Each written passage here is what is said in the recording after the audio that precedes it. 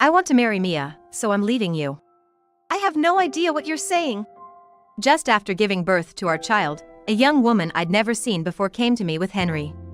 Staring in disbelief, Henry said to me with a face as if it were only natural, because ever since we got married, you've done nothing but order me around and you have a bad attitude. But that's... It was Mia who was there for me when I needed someone to talk to. I felt sorry for him, thinking how pitiful it was that he was being bossed around by his wife. Being bossed around by me? It's the other way around, you don't do anything unless I tell you to. I wanted to scream that at him, but I was too confused to form the words. This child will be raised by us. We'll take the baby.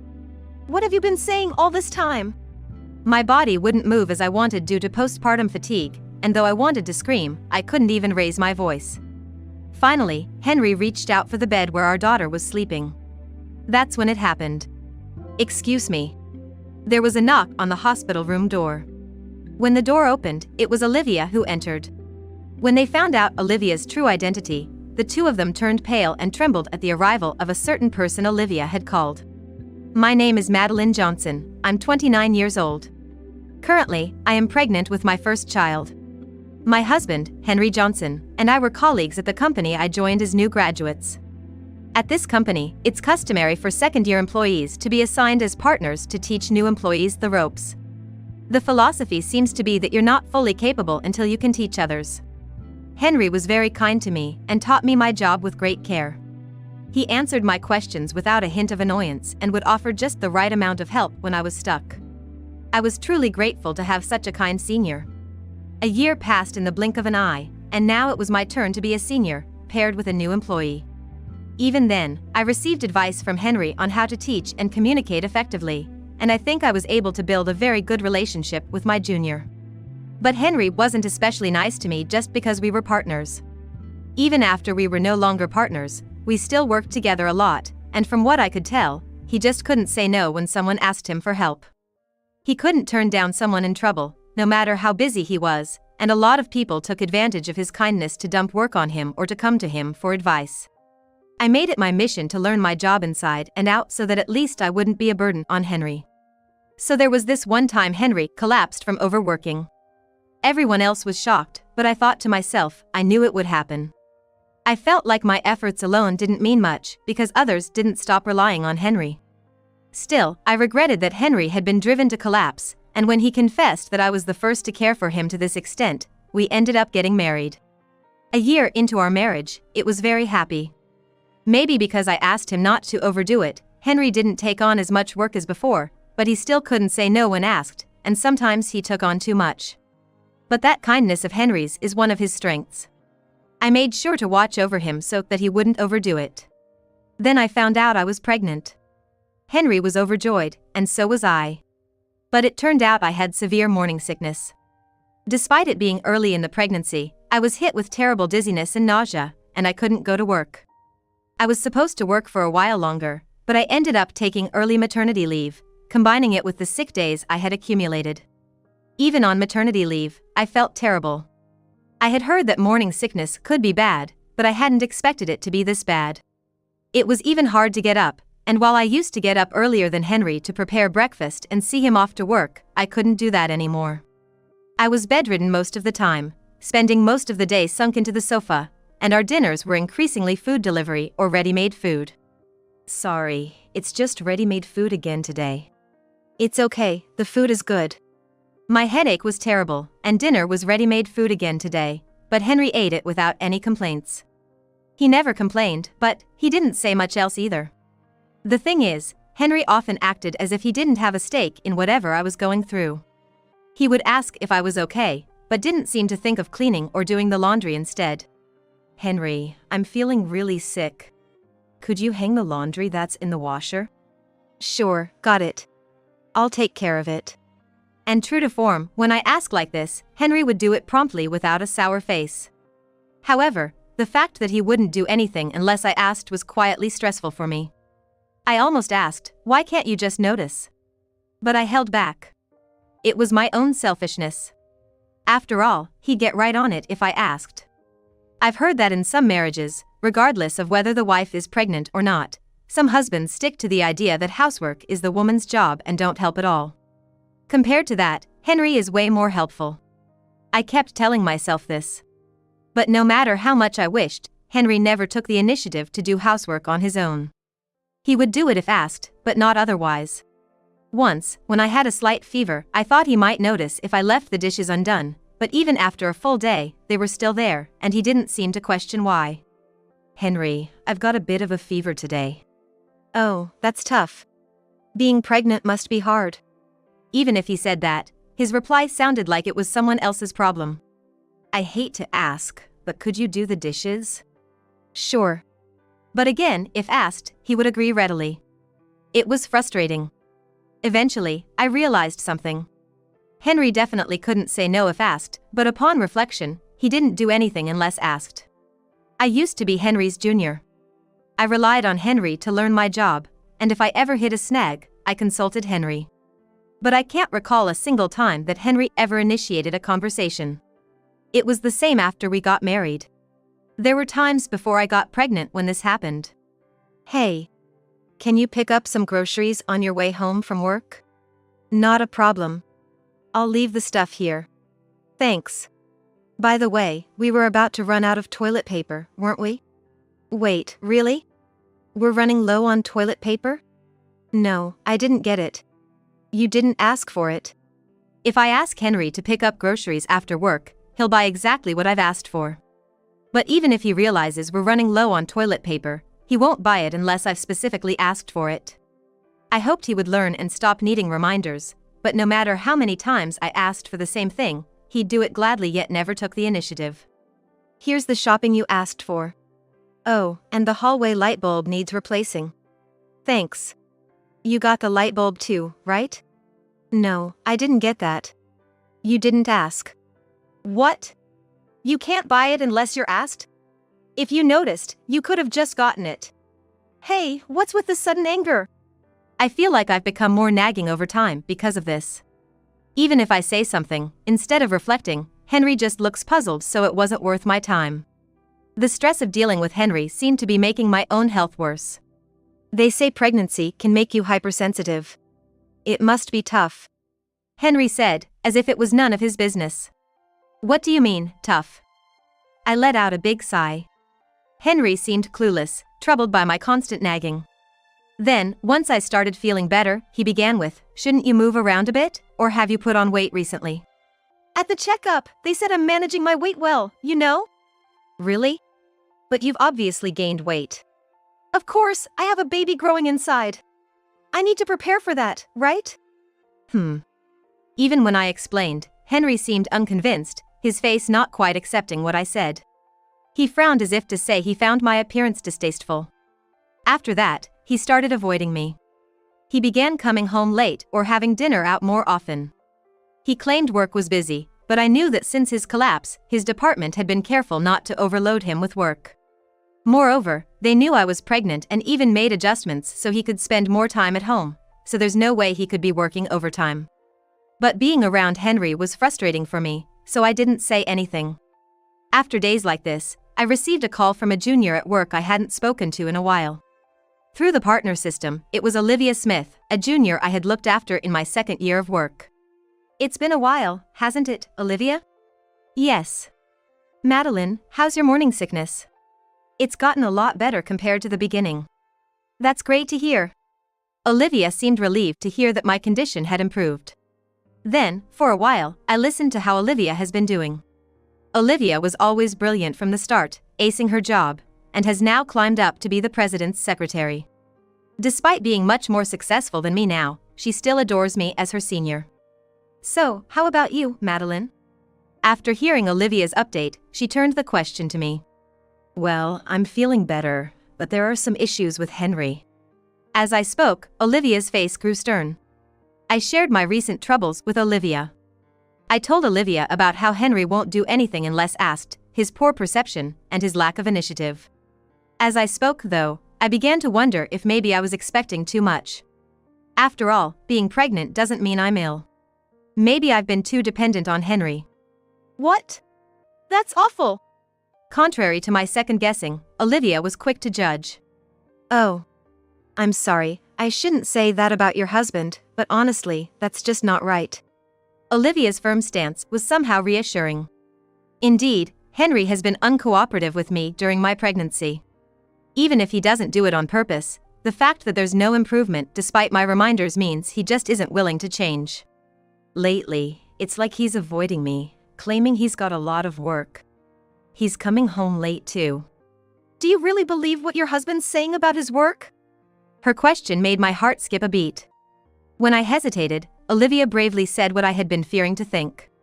I don't want to think about it, but could he be cheating? Cheating? It was something I had thought about many times recently. Because right now, Henry's department is supposed to be slow. No one is doing overtime. I let out a sigh. Yeah, you're right. The most common reason for pretending to work late and not coming home would be an affair. I want to believe he's just avoiding me because I nag too much, but then I have to wonder who he's spending his time with and where. Olivia, I'm sorry to ask, but if you notice Henry doing anything suspicious at work, could you let me know? I think I'll do some digging too. All right. Even after asking Olivia, Henry still seemed to be avoiding me. Even though it's supposed to be a slow period, he started working late and even coming in on weekends. Suspicious that Henry was really at work on his supposed working weekends, I reached out to Olivia for confirmation, and she informed me there were no departments working on weekends. It made me wonder again, was he having an affair? By that time, I had stopped expecting anything from Henry. I was feeling stable and could move around more than in the early stages of pregnancy, despite the heaviness of my belly. I slowly took care of all the household chores without asking Henry for anything, but of course, not once did he offer to help by saying, "Shall I do it?" While I kept an eye on Henry's behavior, the baby in my belly grew healthily, and finally, labor began. Henry was absent, claiming to be working this weekend too. I tried to reach him, but his phone was unreachable, and there was no reply to my emails. I called a taxi on my own and headed to the hospital. Unlike my indifferent husband, Olivia rushed to the hospital to be by my side. Are you okay, Madeline? I'm fine, I'll make it through. Where's Henry? He said he's working, I told her, and Olivia bit her lip, holding back words. I knew, without saying, there were no departments working that day. I showed Olivia a thumbs up to hide my nearly tearful face and was then wheeled into the delivery room. They say giving birth is like pushing a watermelon through your nose, and that's not far from the truth.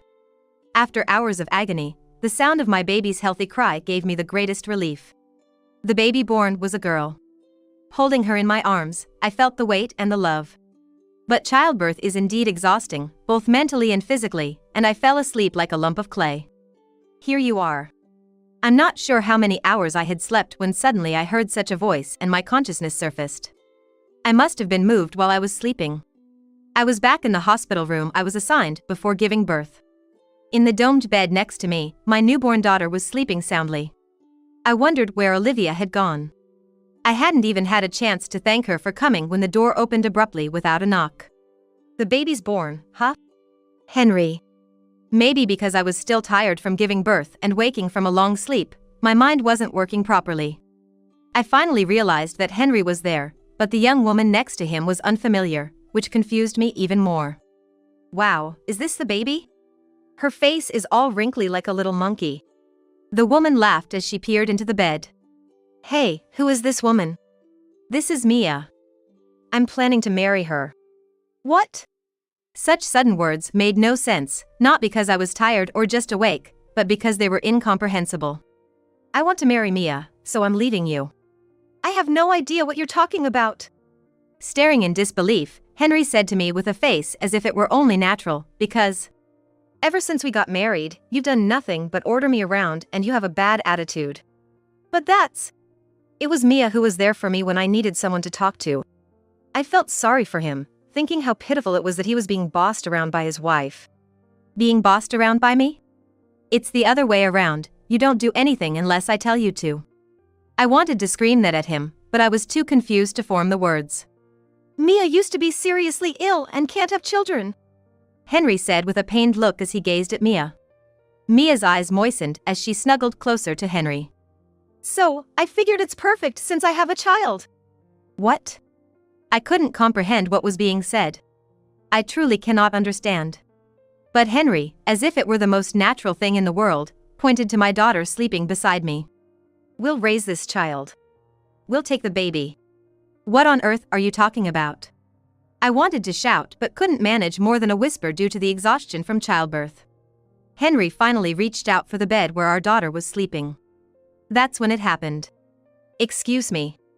A knock on the hospital room door. The door opened, and in came Olivia. Olivia.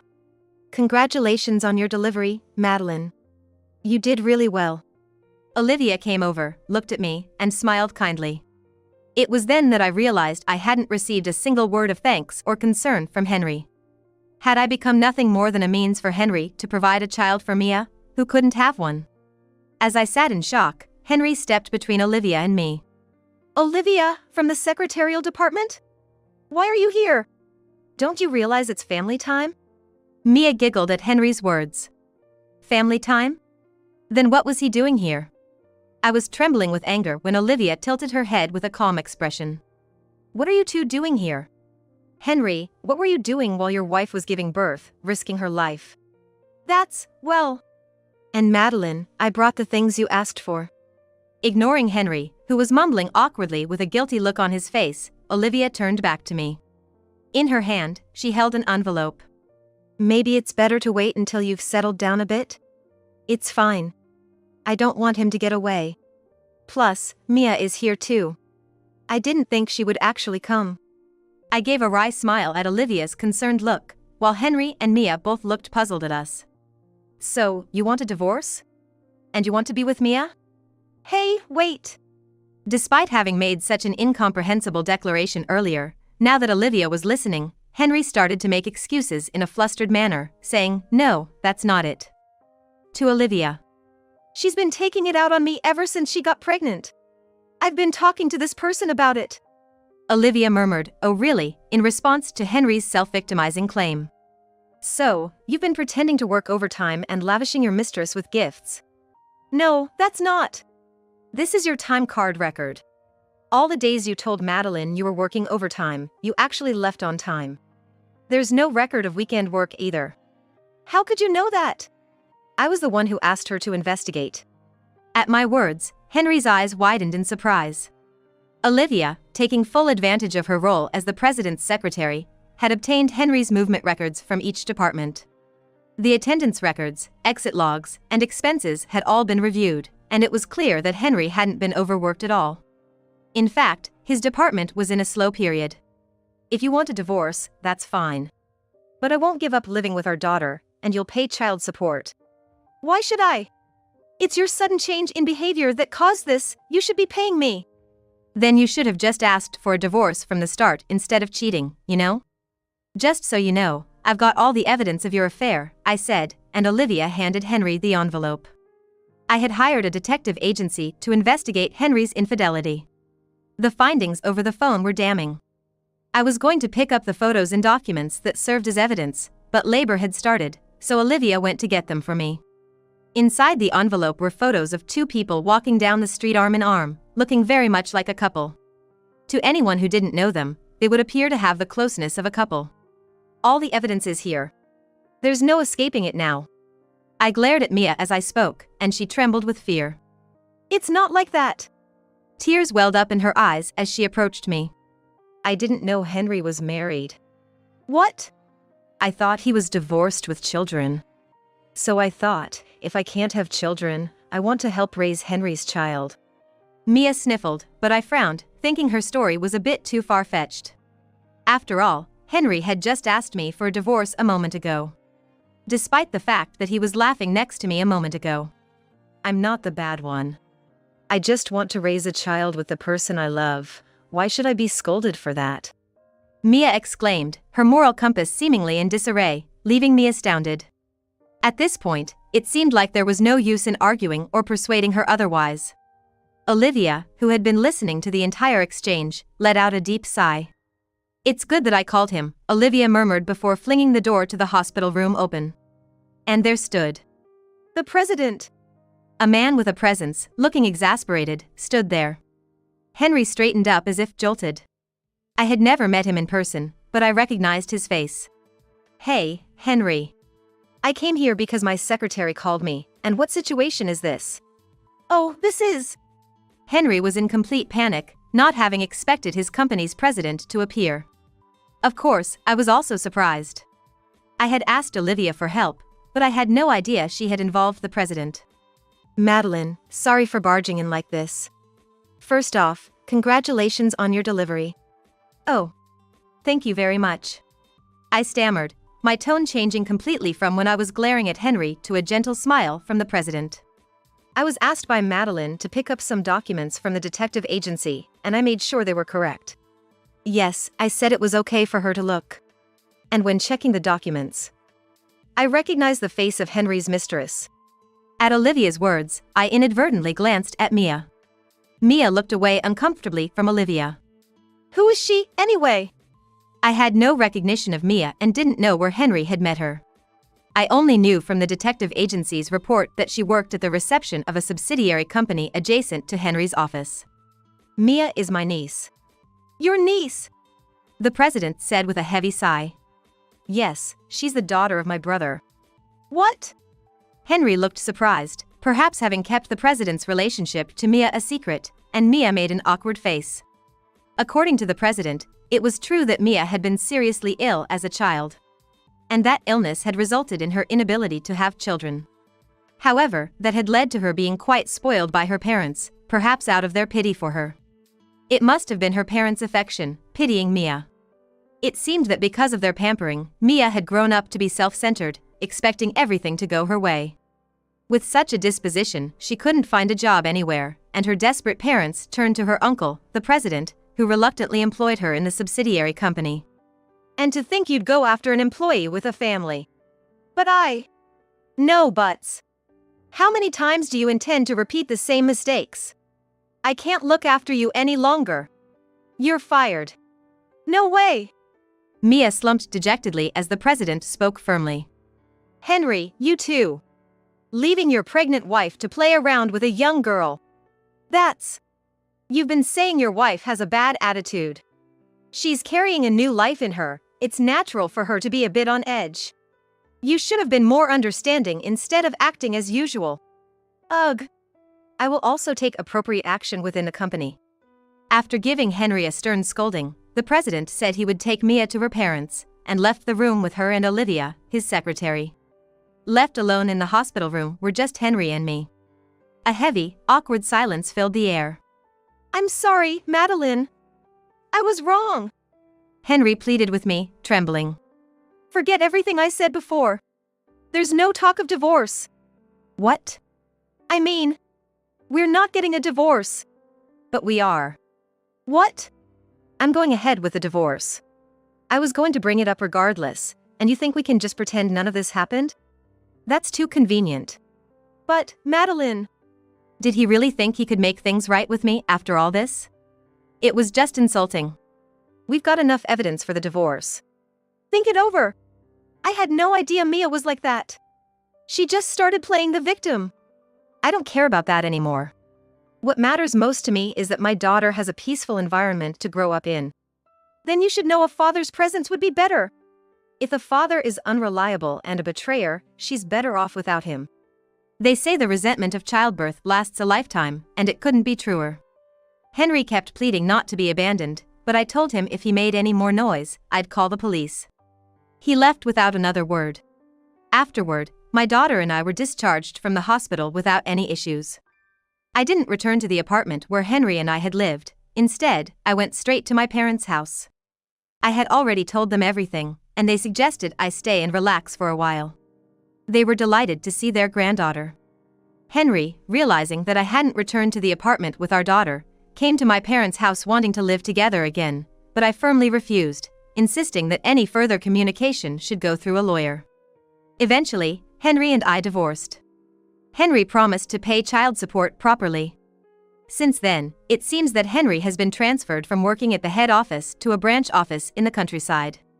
The president, seeing how Henry seemed likely to continue harassing me, apparently made the decision to effectively demote him by transferring him to the countryside as a measure against his behavior.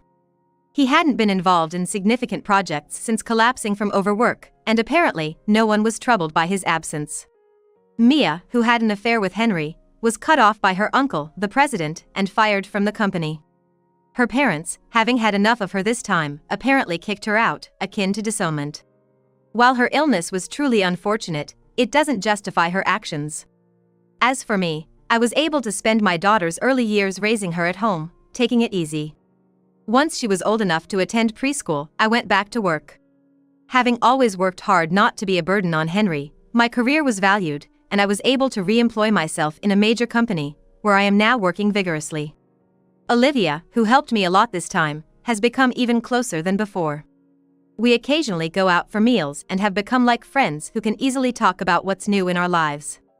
I plan to keep working hard for my daughter's sake, so the two of us can live happily together.